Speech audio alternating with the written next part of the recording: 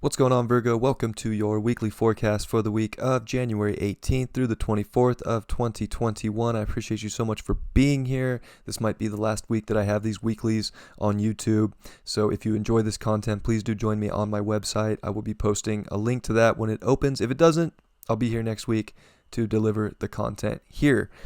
Well, let's look at what's going on with you, Virgo. You have so much going on in your sixth house, which is a very Virgo-esque house. So this is definitely where you don't want to just go cleaning up and go fixing and go trying to make everything perfect. I think that you could definitely stress yourself out in a big way. I think you do want to get the things in order, but get the things in order that are kind of like going towards your future, going towards what you want to accomplish, your destiny. Maybe those are the things that need to get in order.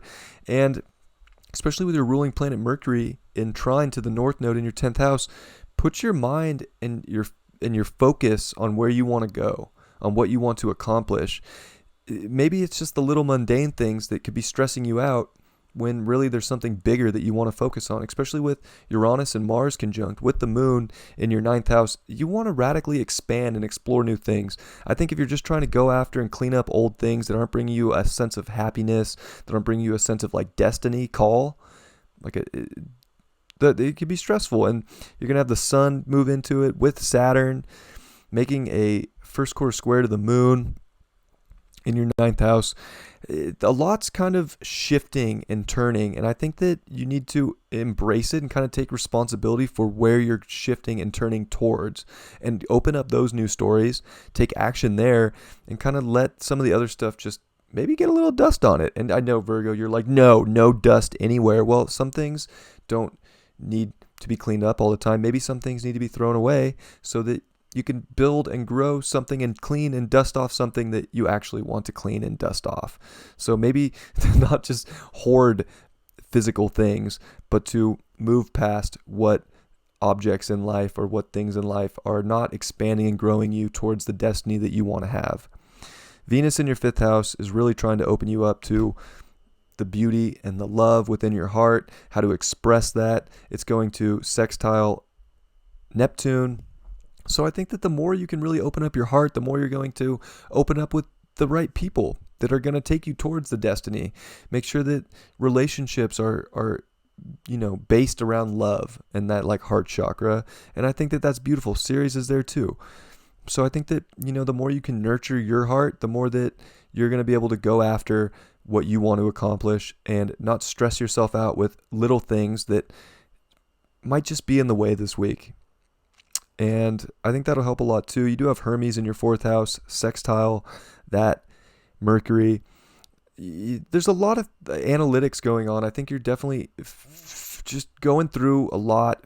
There's a lot of switch ups going on, a lot of information coming in reality. I think you need to trust your gut. What makes you feel like hermetic? What makes you feel like you're seeing all sides and then acting upon the emotions that feel really aligned with you, kind of bring you home to a place of destiny, to a place of what you want to build and create for yourself. And I think that you need to really open up the doors to something out of this world with Uranus and Mars and act on that. And I think that that's, something that'll really expand the world a little bit instead of just like keeping things the same. What's different, what's new, and the sun will come across Saturn as well at the end of the week. So it is this new like Sun-Saturn cycle, and it is in your 6th house. So I think you need to be responsible for what you really want to take in and what you don't, what you want to be of service to and what you don't, and make those calls and make sure that they're aligned with where you want to go. Can't clean up everything. Sometimes you can only clean up so much, or you're just feeling burdened and stressed out.